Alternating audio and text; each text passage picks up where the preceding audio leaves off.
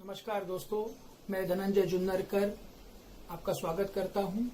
आज फिर एक नया वीडियो लेकर आया हूं और विषय है ऑडी अल्टरम पार्टेम। ये एक लैटिन मैगजीन है। 12 मार्क का सवाल इस पर आता है।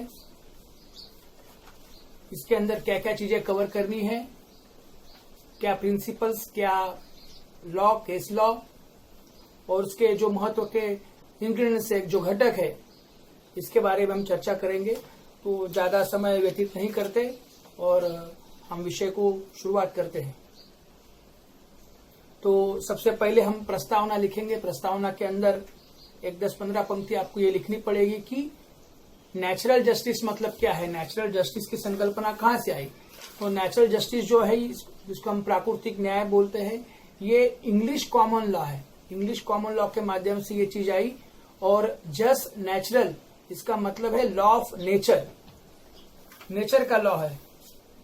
एक हम लोग जब अश्मयुग में रहते थे 2500 साल के पूर्व में, उस समय क्या होता था, अगर दो व्यक्ति में कोई झगड़ा हो गया, मारामारी हो गई, तो आंख के बदले आंख, सर के बदले सर, हाथ के बदले हाथ, जिसने हाथ तोड़ा उसका हाथ, सामने वाला का भी हाथ तोड़ा जाएगा। इस प्रकार का न्याय होता था। लोग सिविलाइज नहीं थे। समय लगा 1500, 2000 साल, 2500 साल के बाद धीरे धीरे धीरे जैसे सिविलाइजेशन आया तो लॉ कॉडिफाइड होना शुरू हो गया। हर विषय के लॉ अलग अलग प्रकार से कॉडिफाई होना शुरू हो गया। उससे क्या हो गया कि आप क्या काम कर रहे हो, किस प्रकार से काम कर रहे हो, तो आपको क्या सजा मिलनी चाहिए। सजा में भी एक सिविलाइजेशन था। जैसे पहले क्रूरता थी, वो क्रूरता धीरे धीरे धीरे कम होकर एक सिविलाइजेशन प्रकार से आपका झगड़ा सुनने को शुरुआत हुई। ये तत्व ब्रिटिश तत्व है, ये लैटिन मैगजीन है, पर इसको मिलता जुलता तत्व भारतीय न्याय संस्था ने भी स्वीकारा है। जैसे हम लोग बोलते हैं कि 100 अपराधी छूट जाएंगे तो भी कोई दिक्कत नहीं है, लेकिन एक निरपराध व्यक्ति को सजा नहीं होनी चाहिए। ये हमारा तत्व है, ये भारतीय न्याय प्रणाली का तत्व है। इस प्रकार से आधारित ये लैटिन मैगजीन है। और ये मैगजीन क्या कवर करती है, मान लो आपका किसी के साथ कोई झगड़ा हुआ या कोई भी आपका मैटर हो गया, आपको पुलिस ने पकड़ के कोर्ट के अंदर लेके गए। कोर्ट के अंदर आप खड़े हो, जज वहां बैठे हुए हैं और पुलिस आपके खिलाफ आरोप पत्र सुना रहे कि भाई ये आदमी ने ये सब किया है। जैसे पुलिस ने अपनी बात पूरी कर ली, आपका आरोप पत्र पढ़ लिया, तो क्या जज ने पूरा सुन लिया? सुनने के बाद जज ने बोला, अरे बाप रे, इसने ये सब किया है, चलो इसको 6 महीना जेल में डाल दो, इसको 1 साल जेल में डाल दो, या इसको फांसी दे दो। क्या इस प्रकार का न्याय उचित होगा? क्या आपकी बात सुनी गई? नहीं सुनी गई। तो अगर इस प्रकार का न्याय दिया गया तो ये नैसर्गिक न्याय नहीं होगा, ये अनैसर्गिक न्याय होगा, ये न्याय की प्रताड़ना होगी। इसका मतलब आपके साथ अन्याय हुआ। इन्होंने जो जो बातें कही थी, उस बातों का जवाब देने का आपको मौका मिलना चाहिए था। आपको मौका नहीं मिला, मतलब आपके साथ न्याय नहीं हुआ। तो ये जो ऑडी अल्टरम पार्टेम, ये जो मैगजीन है, वो यही कहती है कि भाई दूसरे को भी सुनने का मौका मिलना चाहिए। ये बिना आपका सुने, बिना आपका मौका दिए किसी भी प्रकार से आपका हक नहीं छीना जाएगा। ये चीज इस मैगजीन के माध्यम से कहा जाता है और इसको नेचुरल जस्टिस कहा जाता है कि जब तक आपकी बात अगर नहीं सुनी जाती है तो आपको किस प्रकार से न्याय मिलेगा, इसके लिए ये चीज आपको करनी पड़ेगी। तो ये करने के लिए इन्होंने क्या किया, इसके अंदर 2-3 तत्व है, इसके जो घटक है। क्या घटक है? इन्होंने लिखा है कि भाई न्यायालय कौन कौन आपकी बात सुनेगा, कौन कौन सुन सकता है, किसको इसको पावर दिया है। तो हाई कोर्ट, सुप्रीम कोर्ट, उसके बाद में न्यायालय के अलग अलग जो उन्होंने प्राधिकरण बनाए हुए हैं, वो आपकी बात सुन सकते हैं। सेमी जुडिशियरी आपकी बात सुन सकती है। और इन्होंने सबने सुन के ही बिना प्रिजुडाइज, बिना बायस होके आपको न्याय देना है। और यही बात वो लोग अपने को पॉइंट टू पॉइंट कहते हैं। अभी ये बात आपको सामने लिखने के लिए, बताने के लिए आपको 3 से 4 पॉइंट लिखने पड़ेंगे। सबसे पहला पॉइंट है नोटिस। जिसके खिलाफ आपको कार्रवाई करनी है, न्यायालय को कार्रवाई करनी है, उस व्यक्ति को आपको पहले नोटिस देना पड़ेगा। नोटिस देके उसको बताना पड़ेगा कि भाई तेरे खिलाफ ये मामला आया हुआ है, तेरे खिलाफ ये आरोप है, तेरी हियरिंग जो भी ये डेट को है, तेरे को इस डेट को, इस समय को, इस प्रकार से तुझे इस कोर्ट में आना है और तुझे अपनी जो भी बात है वो वहां तुझे कहनी है। इस प्रकार की नोटिस उसको आपको कंपलसरी देना है। ये नोटिस आपको देने के बाद वो व्यक्ति उस जो समय आपने लिखा है नोटिस में, उस समय वो व्यक्ति वहां आएगी। उस दिन आपका हियरिंग है। तो दूसरा पॉइंट है हियरिंग का। पहला पॉइंट नोटिस का हो गया, दूसरा पॉइंट हियरिंग का है। तो हियरिंग के समय उसको वापस से एक बार पूरा जो भी आपका झगड़ा है, जो भी आपका दावा है, जो भी पूरा मैटर है, वो उसके पूरे फैक्ट्स उसको बताने हैं। उसको बताना पड़ेगा कि भाई आपके खिलाफ ये चीजें का आरोप हुआ है, आरोपकर्ता ये व्यक्ति है, आपके खिलाफ उन्होंने ये सबूत दिए हुए हैं और ये सब सबूत उनको आपको एक एक कॉपी देना है, उसको समझाना है। उसके बाद वो अगर कुछ कहना चाहता है, उसकी बात आपको पूरी सुननी है और वो कुछ भी आपको पेपर डॉक्यूमेंटेशन एविडेंस अपने तरफ से कुछ देता है, वो भी एविडेंस आपको साथ में लेके, जो उसके खिलाफ एविडेंस थे और जो उसने एविडेंस आपको दिए, दोनों एविडेंस साथ में रख के ही जज को उसकी बात समझनी है और सुननी है। और निपक्ष मतलब बिल्कुल किसी के पक्ष में नहीं, पक्षपात न करते हुए न्यायाधीश ने अपना जजमेंट उनको देना है। अब इसके आगे का पॉइंट है पूर्वग्रह मतलब प्रिजुडाइज या बायस। इसके भी 3 प्रकार है। आप अगर जज बायस हो गया तो फिर तो आपको कोई न्याय नहीं देगा। मान लो जो जज की केस वो कोर्ट में है और जिसके खिलाफ कंप्लेंट आई है वो व्यक्ति जज का कोई रिश्तेदार है, तो जज तो सामने वाले की बात सुनने ही नहीं वाला। तो जो रिश्तेदार है उसके सपोर्ट से ही वो अपना काम करेगा, या जज को कोई फायदा होने वाला है उस केस में, किसी भी प्रकार का मोह लाभ होने वाला है, तो ऐसे समय पे जज जो प्रकार का न्याय देगा उस प्रकार का न्याय ये यथोचित परिपूर्ण न्याय होगा। ऐसा हम लोग नहीं बता सकते। इसके लिए इन्होंने 3 प्रकार किए गए हैं प्रिजुडाइज में। आपको आर्थिक मतलब पिक्युलर, वैयक्तिक मतलब पर्सनल, और तीसरा कार्यालयीन है। कार्यालयीन मतलब ऑफिशियल। तो इसके अंदर इन्होंने 3 केसेस भी दिए हैं। जैसे है एक पहली केस है Visakhapatnam cooperative motor transport versus G Bangarraju.